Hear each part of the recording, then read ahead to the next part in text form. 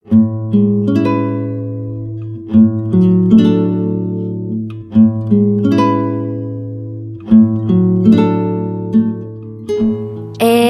now, it's time for DJ Rocky's Secret Files. Sana hindi ako nabaliw sa pag-ibig. Hi DJ Rocky, itago mo ako sa pangalang May. I'm 23 years old, taga Laguna, and this is my secret file. Strikta ang mommy ko. Ganon din yung mga family members ko sa side niya. Kaya simula grade school to high school, aral lang ako ng aral.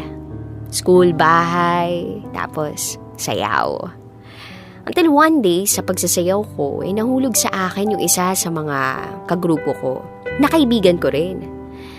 Feeling ko nga mag-best friend kami kasi nagsasabihan kami ng mga problema. Open sa lahat ng bagay. So niligawan niya ako ng mahigit 4 na buwan. Although nagkaroon na ako ng past relationships, kaya lang puppy love lang naman yun. Nakakaloka nga kasi ang tingin ng ibang tao sa akin, ako yung tipo ng babaeng hindi ka respeto.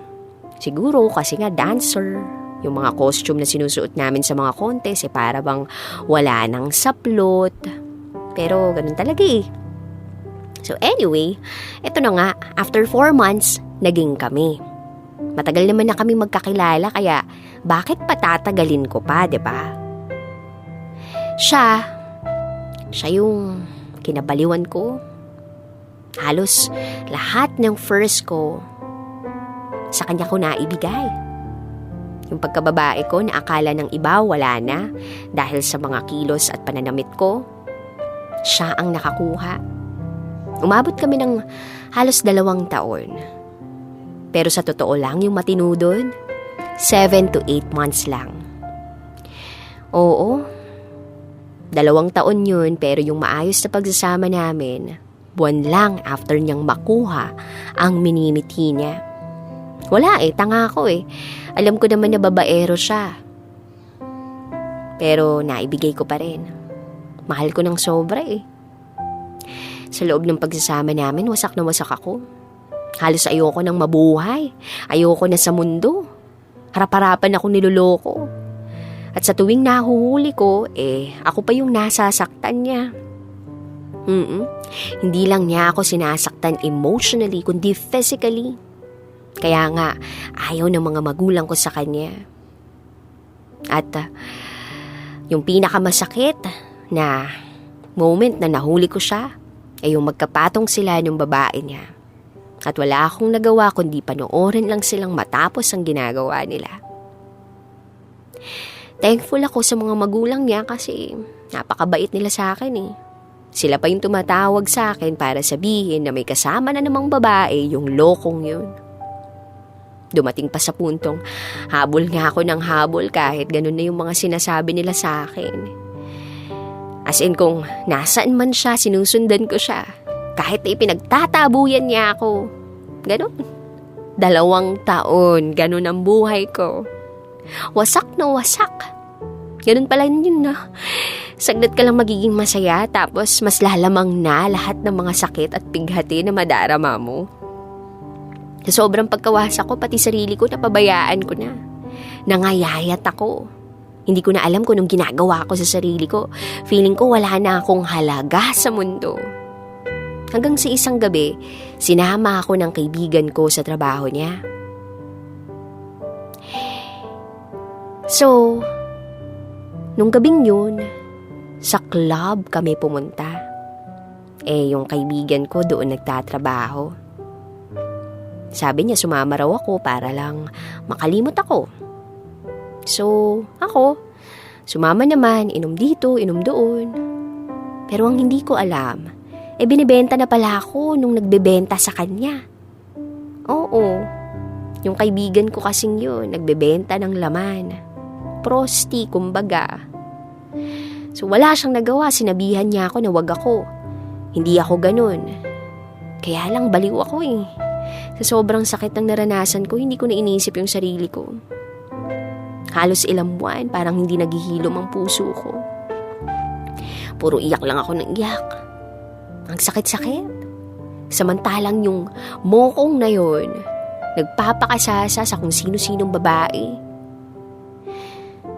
Then one day, namulat na lang ako at napatanong sa sarili ko, bakit ganito yung nangyayari sa akin?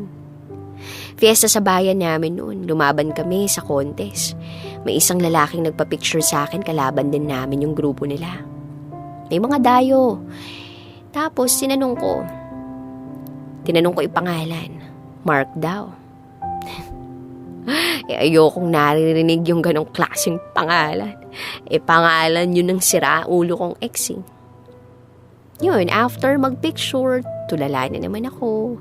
Baliw na naman, isip na naman ang isip. Then, etong Mark na to, nakakakilala ko lang. Hiningi yung number at Facebook ko. Chat, text. In fairness, nakaginhawa naman sa akin kasi hindi ko naisip yung una kong ex.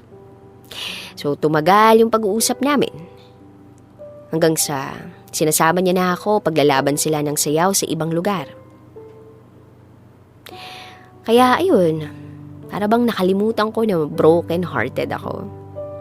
Although, aaminin ko, hindi ko naman talaga type itong second Mark na na-meet ko. Pero ramdam ko na gustong-gusto talaga niya ako. Isang beses, pagkatapos nilang sumayaw, pinakilala niya ako sa kaibigan, tropa, kagrupa niya na si Joseph. Ang angas, ang pogi, ang lakas ng dating. Ganon yung mga type ko, yung tipong parang bad boy pero kaya kang ipagtanggol, ganon. Halos isang buwan din kami nagkakasama ni Joseph sa tambayan hanggang sa isang gabi, chinat niya ako. Sabi niya, "Hi, Neneng." Itawagan namin yun nitong Mark II. Neneng Totoy. Ayun. Tapos doon niya inamin na crush niya ako. Pero sinabi ko sa kanya na nanliligaw sa akin itong Mark II. Kaya kinabukasan, napagdesisyonan ko na baliwalain na lang tong si Mark. Wala gusto ko talaga si Joseph. Unang kita ko pa lang gusto ko na talaga siya. So pinalabas namin ni Joseph na matagal na kami nagkaka-chat at nauna pa siya kay Mark. So ayun, ang sakit no? Ang sakit pala ng ganun na naparamdam ko sa iba yung naparamdam sa aking sakit. Dahil doon nasira yung grupo nila.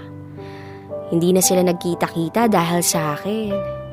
Pero ako at si Joseph naging kami after 2 months. Alam niya na hindi na ako V, pero okay lang. Okay lang naman sa kanya yun. Then dumating ang mga buwan, naging masaya naman ako uli. Naghihilom na yung puso ko, natuto na ulit kiligin, mag-shine. And then, isang araw, bumalik itong si Mark the First. Oo, ang unang ex kong Mark. Siguro na-realize niya na mali siya, na mahal niya pala talaga ako. Tapos lagi niya akong pinupuntahan sa bahay nila Joseph. Ang kapal ng mukha, 'di ba? Saan nakakuha ng lakas ng loob yun? Pero hindi ako nagpapadala sa mga ginagawa niya at kung ano-anong matatamis sa salita niya.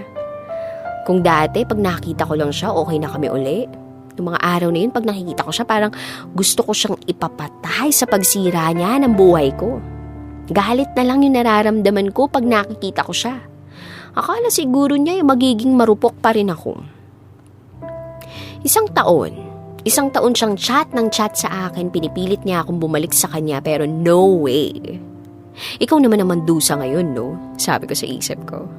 Lumipas ang 2, 3, 4 na taon. Ngayon, 6 na taon na kami ni Joseph. Na minsan, hindi ko naranasang maging malungkot. Pure lang yung pagmamahal. Marami na kaming plano sa buhay. Ganun pala, no? Kapag nakaranas ka ng sakit, may darating na maghihilom nito. Ang galing ni God. Inalis niya ako sa maling tao. Ngayon, living happily together kami. At pinagsisisihan ko nga lang yung naibigay ko, yung hindi dapat ibigay sa taong mali. Well, ganun talaga. Hanggang dito na lang po. Muli, ako si May at ito ang aking secret file.